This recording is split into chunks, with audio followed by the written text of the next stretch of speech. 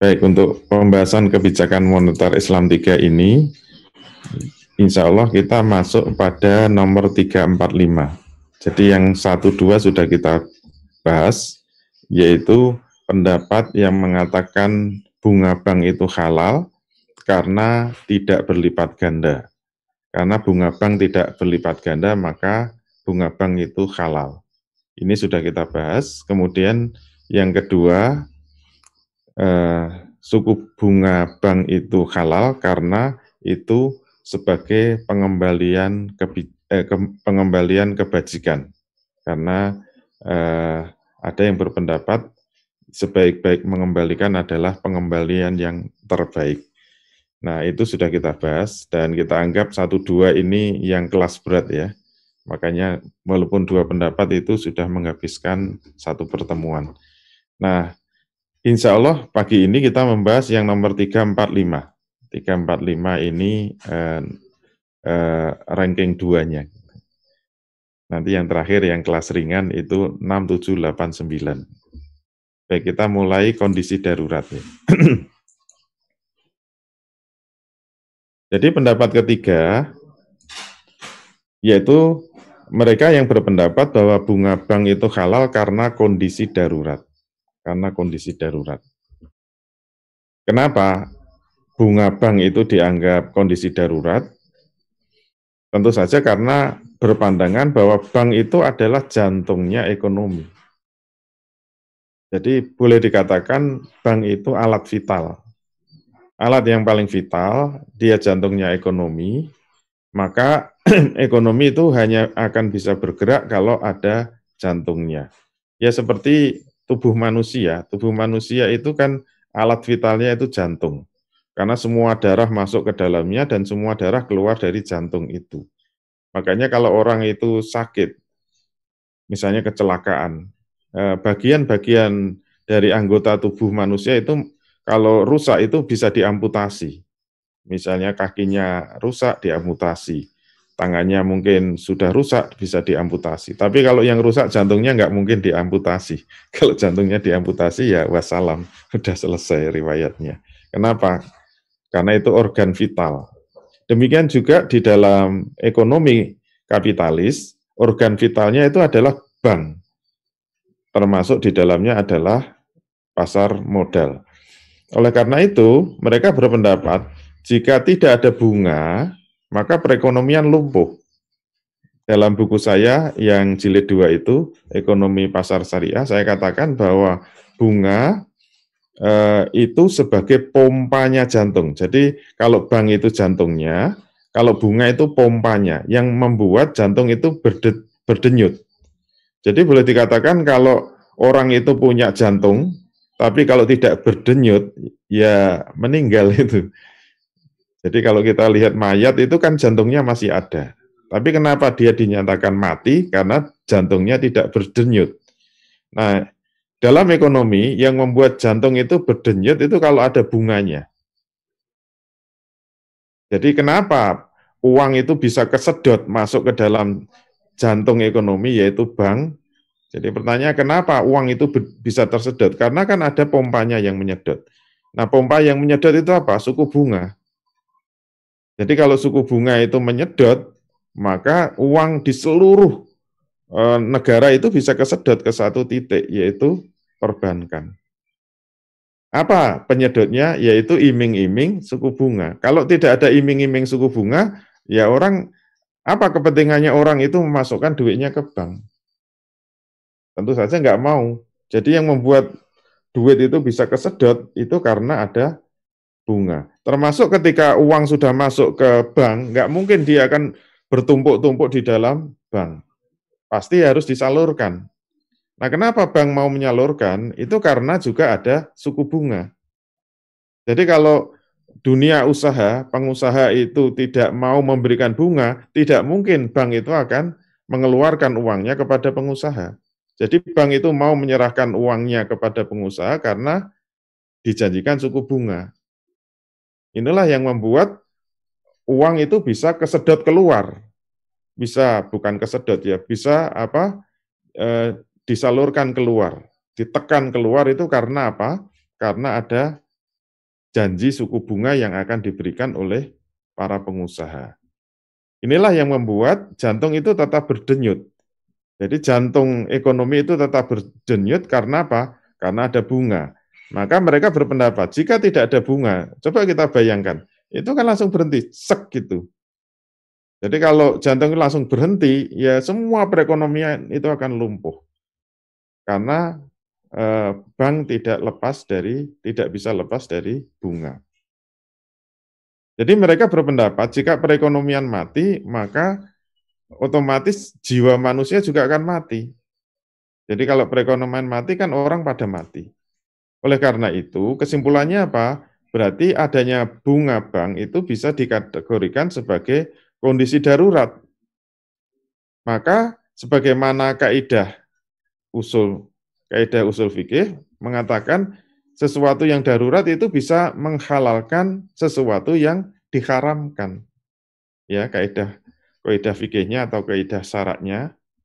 Jadi biasanya ulama menyebut itu dengan beberapa istilah itu maknanya sama, bisa disebut kaidah syarak atau kaidah fikih itu sama. Yang tidak sama itu kaidah usul.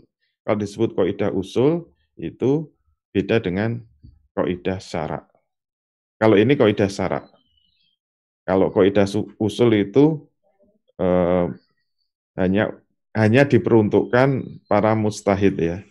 Kalau saya bukan mujtahid, jadi nggak usah main-main dengan kaidah usul. Ya kelas-kelas kayak saya ini kelas-kelas orang Islam awam ya mainnya kaidah syarak ya. Kalau kaidah syarak itu memang digunakan untuk membantu orang Islam yang awam yang tidak bisa menggali hukum sendiri. Karena kaidah syarak itu disebut juga kaidah kulliyah. Kaidah kulliyah. Jadi kaidah yang bersifat umum sehingga bisa digunakan untuk menghukumi hal-hal yang sifatnya juz'iyah atau turunan-turunannya. Nah, seperti ini kan kaidahnya. Ad-daruratu tubihul mahdzurat. Jadi kaidah syarak yang biasa dipakai untuk orang awam itu apa? Ad-daruratu tubihul mahdzurat. Ini bersifat kulliyah, bersifat umum. Sehingga ini bisa diterapkan kemana-mana yang bersifat juz'iyah. Misalnya, kalau orang itu tersesat di sebuah hutan belantara, mungkin pesawatnya nyungsep ya, kecelakaan nyungsep, tapi selamat semua penumpangnya. Kemudian keluar ternyata di hutan belantara nggak ada apa-apa, semua makanan habis, ternyata yang ada cuma celengan. Oh, maksud saya celeng, celeng beneran. Kalau celengan itu tabungan. Yang ada ternyata yang nongol itu cuma babi hutan atau istilahnya celeng ya, bukan celengan ya. Yang nongol babi hutan. Wah, akhirnya semua heboh kan. Ini gimana babi hutan itu kan haram. Tapi ya adanya cuma itu. Akhirnya dipanggil, leng-leng celeng sini gitu. Akhirnya celengnya datang, dilus-lus, kemudian disembelih. Dimakan. Nah, itu hukumnya boleh. Padahal babi hutan itu haram. Tapi karena kalau tidak makan mereka mati, maka itu menghalalkan sesuatu yang haram. Nanti kalau ada yang tanya, kok ini tiba-tiba dimakan dalilnya apa? Nah, orang awam kan tinggal ngomong, nggak usah ngapalin dalilnya. Kalau dalilnya ya itu untuk kelasnya mujtahid. Kalau orang awam cukup mengatakan ad-daruratu tubihul mahdurat. Nah, darurat itu, ini kan kondisi darurat, bisa menghalalkan apa saja yang haram. Jadi mau ketemunya itu celeng, bahkan mohon maaf ya, dulu itu sampai ada yang, itu dulu ada kapal yang tenggelam, kemudian banyak yang menyelamatkan diri. Itu terapung-apung di skoci itu lama banget. Akhirnya mati satu-satu. Akhirnya apa? Ya temannya yang mati dimakan. Enggak cuma makan celengan, itu makan temannya, itu makan manusia. Itu tetap halal gitu loh. Enggak usah cari dalilnya. Masa makan manusia boleh? Dalilnya apa? Al-daruratu tubihul mahzurat. Nah, gitu saja. Itu namanya kaidah kulliyah. Yaitu digali dari banyak dalil. Kalau kaidah yang membuat kan ulama digali. Misalnya, famanit turra ghaira baghin wala adin fala isma alaih itu. Barang siapa dalam keadaan terpaksa dan dia tidak tidak berlebihan, maka tidak ada dosa baginya, yaitu memakan makanan yang haram. Kemudian dari dalil-dalil itu ditarik kaidah syara yang bunyinya ad-daruratu tubihul mahdzurat. Keadaan yang darurat itu bisa membolehkan sesuatu yang terlarang. Nah, kalau setuju sampai di sini ya berarti bunga bank halal. Karena alur berpikirnya tadi begitu. Jadi karena bunga bank itu dianggap sesuatu yang vital, kalau nggak ada itu bisa menghasilkan kematian, maka berarti bunga bank hukumnya halal. Nah, kalau setuju berarti penjelasan sampai di sini ya cukup, berarti sudah nggak perlu pembahasan berikutnya. Nah, bagaimana menjawabnya? Ternyata untuk menjawab ini harus dimulai dari definisi darurat secara syar'i. Nah, takrif syar'i ini juga buatan ulama. Jadi kita harus sepakat kalau sudah disebut definisi syariat atau takrif syar'i ini berarti sudah dirumuskan juga. Takrif syar'i itu juga kedudukannya sama seperti kaidah syariah tadi. Jadi kedudukannya sebagai dalil syariah juga. Takrif syar'i itu kedudukannya sebagai dalil syar'i yang bersifat kuliah juga sama. Nah, yang saya ambilkan ini yang takrif yang menurut saya cukup mantap, yaitu ad-daruratu hiya ittirarul mulji'u alladzi yukhsha minhul halak. Jadi yang disebut darurat itu ittirarul mulji'u. Jadi keterpaksaan yang sangat mendesak. Enggak tahu ini terjemahnya pas apa enggak. Jadi yang disebut darurat itu keterpaksaan yang sangat mendesak alladzi yukhsha minhu al-halak. Yang dikhawatirkan bisa menimbulkan kematian atau kebinasaan, kehancuran. Yaitu berarti darurat itu kondisi yang sangat amat emergensi. Ya, emergensi itu ya darurat.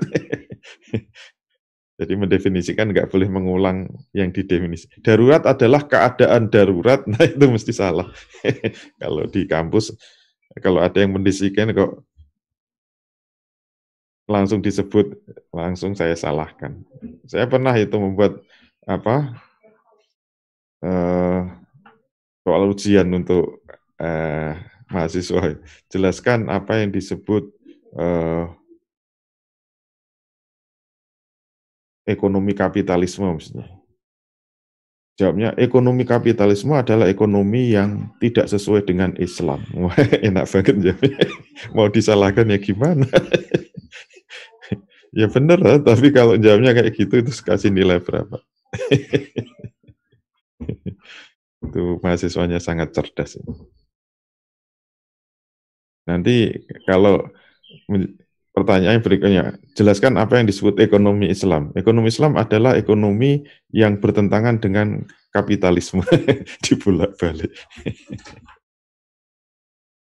Jadi yang disebut darurat itu adalah kondisi yang sangat terpaksa dan mendesak sehingga kalau sampai tidak dilakukan itu, maka dia mati atau celaka. Mengancam jiwanya atau membuat cacat tubuhnya lah, kira-kira begitu. Nah ini definisi darurat menurut para ulama. Intinya apa? Kondisi darurat itu kondisi yang bisa mengancam jiwa lah. Jadi semua keadaan yang bisa mengancam jiwa, misalnya dia itu sakit harus dioperasi, itu adalah kondisi darurat. Sehingga bisa menghalalkan sesuatu yang haram. Misalnya perempuan itu kecelakaan, kemudian kepalanya itu berdarah-darah.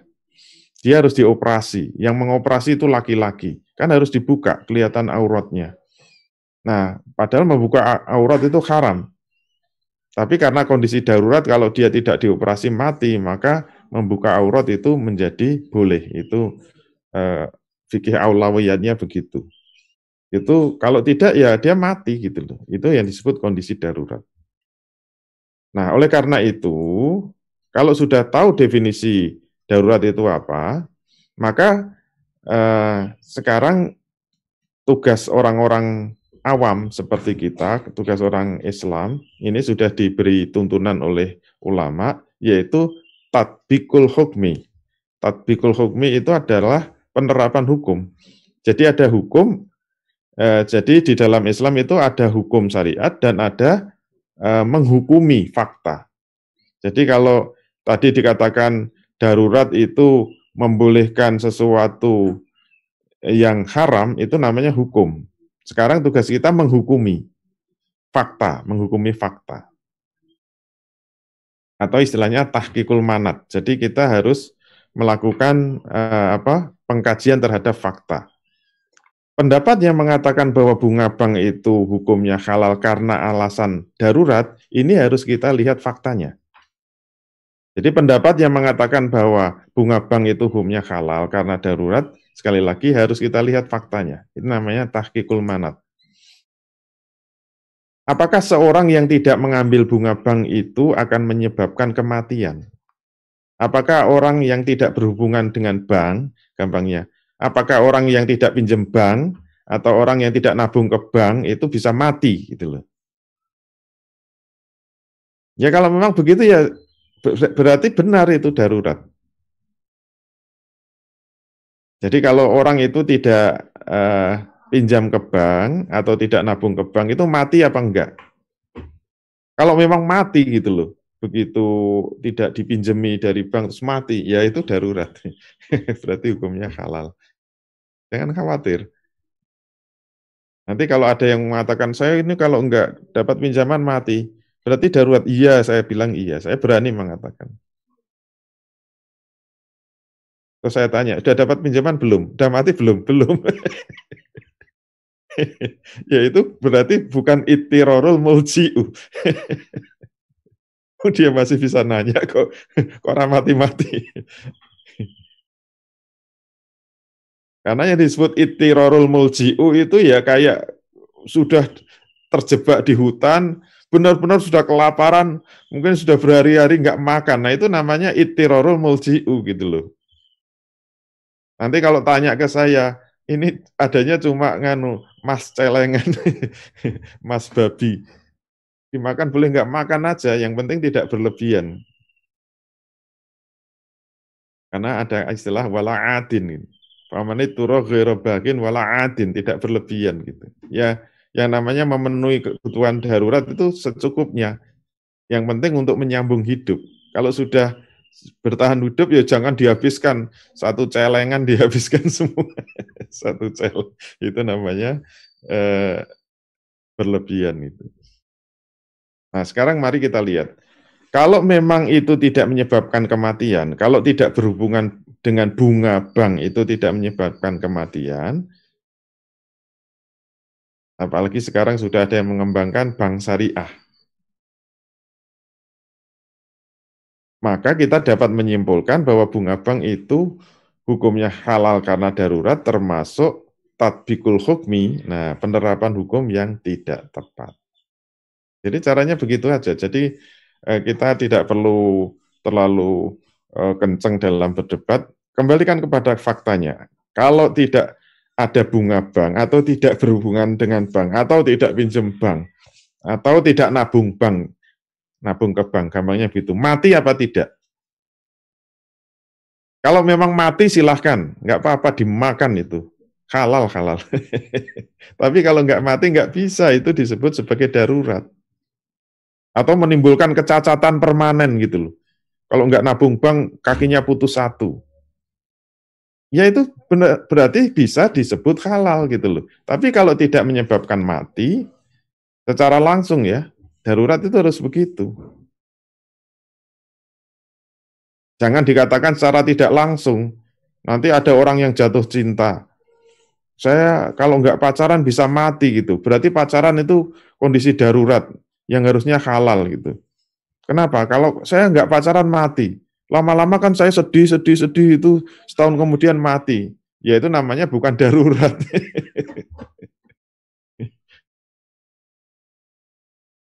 Itu kenapa? Karena tidak langsung. Ya memang bisa bisa mati, tapi kan tidak langsung. Apakah begitu diputus cinta itu kemudian mati? Yaitu matinya karena bunuh diri. Nah, ini yang harus kita pahami, ini persoalan tatbikul hukmi, penerapan hukum. Jadi kalau penerapan hukum itu dikembalikan kepada faktanya masing-masing. Yang itu memang bersifat individual. Baik. Alhamdulillah selesai untuk nomor 3, sekarang nomor 4. Ada yang berpendapat bahwa bunga bank itu halal karena apa? Karena pinjam-meminjam di bank itu untuk kepentingan produktif. Sehingga dia berpendapat bunga bank diharamkan karena apa? Karena itu untuk bunga yang diharamkan itu untuk pinjaman yang bersifat konsumtif. Oleh karena itu kalau pinjaman itu bersifat produktif, maka itu halal gitu loh. Jadi bunga bank yang haram itu hanya bunga bank yang bersifat konsumtif. Konsumtif itu misalnya pinjam untuk membeli laptop, pinjam untuk membeli handphone, pinjam untuk membeli sepeda motor, itu namanya konsumtif. Tapi kalau pinjam untuk beli sepeda motor, tapi sepeda motornya untuk ngojek, nah itu namanya produktif. Jadi kan logis ya, kalau orang itu pinjam untuk beli motor, tapi motornya untuk ngojek, itu kan ada penghasilan, ada pendapatan, ada keuntungan. Sehingga kalau dia pinjam untuk ngojek, ada keuntungan, ada penghasilan, kemudian bank itu menarik tambahan dari pinjaman itu adalah sesuatu yang adil. Sesuatu yang adil. Berarti kesimpulannya apa? Selama itu pinjaman untuk kepentingan bisnis, pinjaman itu untuk kepentingan kepentingan yang produktif, maka itu kalau ada imbal balik itu sesuatu yang adil. Justru mereka mengatakan tidak adil. Mereka sudah dipinjami untuk bisnis, untuk kepentingan modal usaha, kemudian menghasilkan keuntungan, kok tidak mau memberikan kepada banknya yang sudah meminjami. Itu namanya nggak adil. Oleh karena itu, pinjaman untuk kepentingan bisnis, untuk kepentingan modal usaha, itu hukumnya halal. Karena apa? Adil kan? Yang haram itu apa? Untuk pinjaman konsumtif. Kalau pinjaman konsumtif kan tidak menghasilkan apa-apa. Ya, kalau pinjamnya 10 juta, yang baliknya 10 juta, itu adil. Tapi kalau pinjamnya 10 juta untuk modal usaha, kemudian mendapatkan keuntungan, maka kalau dikembalikan ada kelebihan, itu adil. Nah, dulu yang pendapat yang sangat terkenal, kalau nggak salah ingat dulu di sekolahan, Bapak Muhammad Hatta, ini salah satu yang berpendapat bahwa selama bunga itu untuk kepentingan produktif, itu boleh halal. Tapi untuk kepentingan konsumtif itu haram. Itu dulu waktu pelajaran koperasi itu dulu. Karena Bapak Koperasi Indonesia itu Bapak Muhammad Hatta, koperasi simpan pinjam itu boleh, hukumnya halal. Karena apa? Itu untuk kepentingan usaha. Selama pinjaman untuk kepentingan usaha, maka adanya bunga pinjaman itu boleh halal. Itu saya ingat saya begitu. Kalau saya salah mohon maaf. Karena ingatan saya tidak terlalu bagus. Makanya lulusnya lama dulu. Kuliah. Nah, bagaimana kita menilai pendapat ini? Maka kita bisa mengatakan pendapat ini telah membuat perkecualian haramnya riba hanya berdasarkan dalil akli, bukan dalil syar'i. Padahal kalau orang Islam itu mau membuat perkecualian atau takhsis, itu tidak boleh kecuali harus bisa menghadirkan dalil syar'i. Kalau enggak bahaya itu. Bahaya, sangat bahaya. Ingat bahasa Arabnya bahaya apa? Ya khaba. Tinggal dibalik aja. Sudah bisa bahasa Arab? Ya khaba. Sampai pada apal. Jadi ingat, tidak boleh membuat perkecualian kecuali harus dengan dalil syar'i. Contohnya apa? Misalnya bangkai itu hukumnya haram sesuai Al-Maidah ayat 3. Semua bangkai itu haram. Nah, boleh, ada nggak bangkai yang halal? Jawabnya ada. Taunya dari mana? Ada dalil yang mengecualikan, yaitu apa? Dari hadis. Jadi dari hadis yang sahih, Nabi mengatakan bahwa bangkai ikan dan belalang itu halal. Jadi kalau ada nelayan dapat ikan, itu nggak usah disembeli satu-satu, nggak usah. Semua bangkai dari apa? Dari laut itu halal. Bangkai ikan itu halal. Termasuk teman-temannya ya, teman-temannya di Bikini Bottom itu kan tidak hanya SpongeBob ya, ada Squidward, ada Master Crab gitu, ada Patrick yang bisa dimakan aja. Saya sukanya itu Squidward itu enak itu, cumi-cumi. Itu halal, nggak usah disembeli satu-satu. Nanti kalau ikan teri itu, wah nyembelih satu-satu itu susah itu. Nah itu kan semuanya bangkai itu. Itu sudah mati, nggak disembelih, itu kan bangkai. Nah, kenapa makan bangkai boleh? Itu karena ada pengecualian, dan pengecualian itu tidak dari akal, tapi pengecualian itu dari dalil syar'i. Itu contoh proses pengecualian.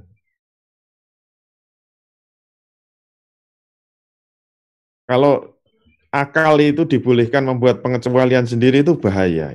Bahayanya seperti disertasi mahasiswa UIN, disertasi S3 itu yang menghalalkan zina. Itu kan zina itu secara umum hukumnya haram. Kemudian membuat pengecualian.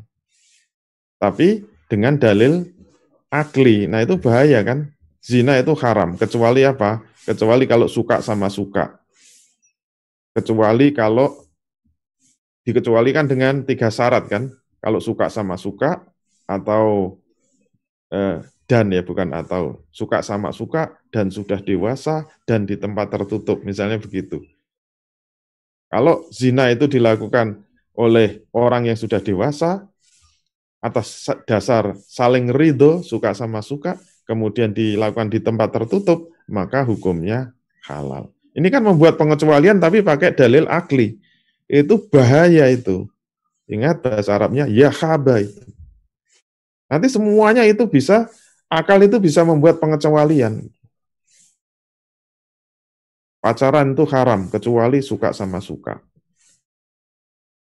Nanti mencuri itu halal, kecuali tidak konangan. Ya semua bisa membuat pengecualian. Oleh karena itu, akal tidak boleh membuat pengecualian, kecuali harus bisa menghadirkan dalilnya. Nah, dalil keharaman riba dalam Al-Baqarah 275 itu bersifat umum. Wa akhalallahu al-bai'a wa harrama riba. Ada kata ar-riba di sini, ar-riba ada alif lamnya, itu menunjukkan itu adalah lafadz yang umum. Yaitu maknanya mencakup semua bentuk riba, baik yang konsumtif maupun produktif. Tidak ada penjelasan dari nas, tidak ada penjelasan dari dalil yang mengatakan bahwa yang haram itu cuma yang konsumtif. Kecuali kalau ada dalilnya. Kalau memang ada dalilnya, silahkan, tidak ada masalah. Berarti itu takhsis. Nah, kaidah usul, nah ini sekarang usul fikih. Kaidah usul, ingat ini memang untuk para mustahid ya. Kaidah usul, kalau kaidah fikih untuk kita yang awam, tapi untuk mustahid itu pegangannya kaidah usul. Dalilul am yabqa fi umumihi malam yarid dalilu takhsisi. Dalil yang umum tetap berada pada keumumannya selama tidak ada dalil yang mentakhsisnya atau mengecualikannya. Nah, sekarang pertanyaannya, ada enggak dalil yang mengecualikan? Kalau enggak ada, berarti pengecualiannya pakai akal. Dan kalau pengecualian pakai akal itu tidak sah penyimpulan hukumnya. Selain itu, jika kita mau kembalikan pada fakta di zaman Rasul Shallallahu Alaihi Wasallam, ternyata praktek riba di zaman Rasul menunjukkan bahwa orang Yahudi Madinah itu pinjam meminjamnya tidak hanya untuk tujuan konsumtif, tetapi juga untuk kepentingan perdagangan. Dan itu ternyata semuanya diharamkan oleh Rasul. Jadi pinjam meminjam yang terjadi di Madinah, kalau orang yang suka minjam itu kan orang Yahudi. Dan dulu ya masyarakat semuanya minjemnya kepada orang Yahudi. Ternyata yang minjam ke Yahudi itu tidak hanya untuk kepentingan konsumtif, tapi juga untuk produktif, yaitu kebanyakan untuk perdagangan. Nah, fakta itu menunjukkan bahwa tidak adanya perbedaan antara praktek riba yang konsumtif dan produktif, karena hal itu sama-sama dilakukan di zaman Rasul, ternyata keduanya sama-sama diharamkan oleh Rasul. Sehingga tidak ada pengecualian yang diberikan oleh Rasul Shallallahu Alaihi Wasallam terhadap praktek riba yang berlangsung di zaman Rasul. Alhamdulillah selesai untuk nomor 4. Yang terakhir nomor 5. Wah, ini yang ramai kemarin. Karena mohon maaf ya, ada kiai yang ikut-ikutan membahas tentang inflasi ya. Nah, ini logikanya sebenarnya sama seperti tadi. Logika keadilan ya. Jadi pendapat 5 mengatakan bunga bank itu halal karena untuk mengimbangi inflasi. Nah, logikanya kayak tadi. Jadi nilai uang itu turun terus-menerus kan, nilai uang itu. Uang sekarang dengan uang tahun depan tuh nilainya udah beda. Jadi kalau uang 10.000 sekarang itu untuk membeli nasi mungkin 1 bungkus, mungkin untuk tahun depan hanya dapat setengah bungkus. Mungkin tahun depan beli nasi bungkus sudah 20.000. Itu berarti apa? Nilai uang itu mengalami penyusutan terus. Sedangkan nilai barang mengalami kenaikan atau inflasi. Kalau makna inflasi itu kenaikan secara umum harga-harga barang. Kenaikan harga barang secara umum itu disebut inflasi. Harus dikatakan secara umum. Karena itu menunjukkan merosotnya nilai mata uang. Jadi nilai mata uang itu merosot, itu secara tidak langsung membuat semua komoditas itu naik harganya. Nah, itu baru disebut inflasi. Kalau ada barang yang naik misalnya yang naik cuma handphone, wah handphone kok naik, itu nggak bisa disebut inflasi. Atau mungkin harga beras tiba-tiba naik, itu nggak bisa disebut inflasi. Atau nanti misalnya harga gas tabung melon itu naik, itu nggak bisa disebut inflasi. Yang disebut inflasi itu harus kenaikan harga barang secara umum, semuanya. Kalau harga barang itu naik secara umum, itu maknanya apa? Berarti nilai rupiahnya merosot secara umum. Itu yang namanya inflasi. Nah, ternyata faktanya menunjukkan bahwa mata uang kertas itu nilainya turun terus. Sehingga ada yang berpendapat bahwa kalau pinjam sekarang itu 10 juta, dikembalikan tahun depan juga 10 juta, itu menzolimi yang meminjami. Kenapa? Ya karena alasannya mata uang sekarang dengan tahun depan kan beda. 10 juta mungkin untuk masa sekarang bisa untuk membeli sepeda motor, mungkin tahun 2012, tahun depan udah menyusut. Nggak bisa untuk beli motor tahun 2012, jadinya 2010. Kan rugi itu. Untuk beli beras juga sudah menyusut. Untuk beli apa saja menyusut. Kalau mengembalikannya ditambahi itu namanya adil gitu loh. Ditambahinya dengan apa? Dengan bunga. Jadi adanya bunga itu halal. Kenapa? Karena adil. Disebabkan karena apa? Untuk mengimbangi inflasi. Nah, sekarang kita nilai pendapat ini. Ternyata pendapat ini batil dari 3 segi. Yang pertama apa? Pendapat ini hanya didasarkan pada dalil nakli, seperti tadi, bukan dalil syar'i. Jadi tidak boleh membuat kesimpulan halalnya sesuatu itu karena dasarnya logika, itu tidak diterima. Yang kedua, kebijakan negara mencetak uang kertas itu sebenarnya sudah merupakan kebijakan yang keliru. Sudah merupakan kebijakan yang salah. Uang kertas atau fiat money itu adalah kebijakan pencetakan mata uang yang salah. Nah, nanti kita bahas kalau sudah masuk detail-detailnya kebijakan moneter Islam. Kenapa? Karena uang kertas itu tidak memiliki nilai intrinsik, sehingga menyebabkan inflasi terus-menerus. Oleh karena itu, kebijakan yang benar itu apa? Nanti dalam ekonomi moneter yang Islam kita akan bahas. Seharusnya yang dicetak itu adalah mata uang yang berbasis logam mulia, yaitu dinar dan dirham, yang anti inflasi.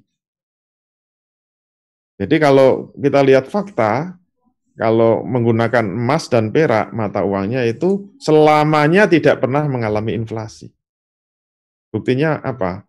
Pada zaman Nabi, kalau kita lacak hadis-hadisnya, maka kita akan temukan bahwa harga kambing di zaman Nabi itu kan berarti sudah 1400 tahun yang lalu.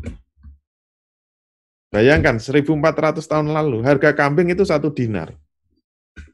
1 dinar itu sekarang malah nilainya kira-kira 4 juta. Dan harga kambing sekarang itu tetap nilainya 1 dinar. Berarti apa? Selama 1400 tahun itu nilai emas tidak mengalami perubahan.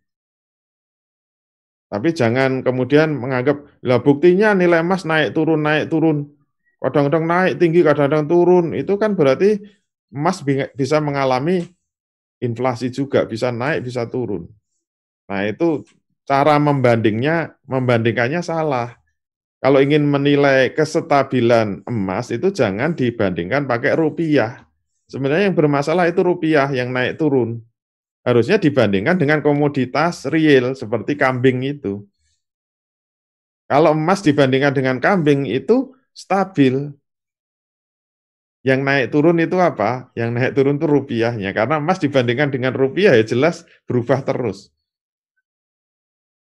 Kalau Anda bandingkan emas dengan apa? Kambing, dengan sapi, dengan onta, dengan sepeda motor, dengan mobil ya. Tapi yang baru, jangan yang lama. Itu akan stabil dia. Oleh karena itu, membolehkan riba, membolehkan bunga untuk mengimbangi inflasi akibat uang kertas yang selalu mengalami penurunan nilainya, itu sebenarnya mengoreksi kesalahan dengan kesalahan yang baru. Itu mengatasi masalah dengan masalah. Harusnya kan mengatasi masalah tanpa masalah. Ada apa? Mohon maaf kalau ada kesamaan. Itu adalah kebetulan yang disengaja. Kebetulan nggak disengaja. Jadi membolehkan bunga untuk mengimbangi inflasi itu adalah mengoreksi kesalahan dengan kesalahan. Seperti apa contohnya? Seperti orang ingin membersihkan kotoran karena najis, yang kena baju itu dengan menggunakan darah. Padahal darah itu najis, tapi digunakan untuk menghilangkan najis. Jadi mencetak mata uang kertas itu sudah salah, ternyata solusinya pakai riba. Nah itu kan salahnya double-double itu. Seharusnya membersihkan kotoran itu pakai air mutlak yang suci, bukan menggunakan najis. Itu namanya mengatasi masalah dengan menambah masalah. Yang ketiga, alasan ketiga. Dalam fakta perekonomian, inflasi itu fenomena yang tidak pasti terjadi. Fakta perekonomian menunjukkan bahwa perekonomian itu terkadang mengalami inflasi, terkadang mengalami deflasi. Biasanya dalam ekonomi seperti sekarang ini, kalau ekonomi resesi, itu sebenarnya yang terjadi bukan inflasi. Kalau ekonomi mengalami resesi, itu justru yang terjadi deflasi. Jadi harga-harga itu turun. Kalau nggak percaya, silahkan datang ke Jogja. Nanti bisa saya tunjukkan. Tapi yang khusus yang punya uang ya, kalau nggak punya uang nggak usah ke sini. Nanti saya persilakan belanja apa, beli rumah, silakan, beli apa, tanah, silakan, beli mobil, silakan. Ini murah-murah semua. Namanya apa? Deflasi. Murah.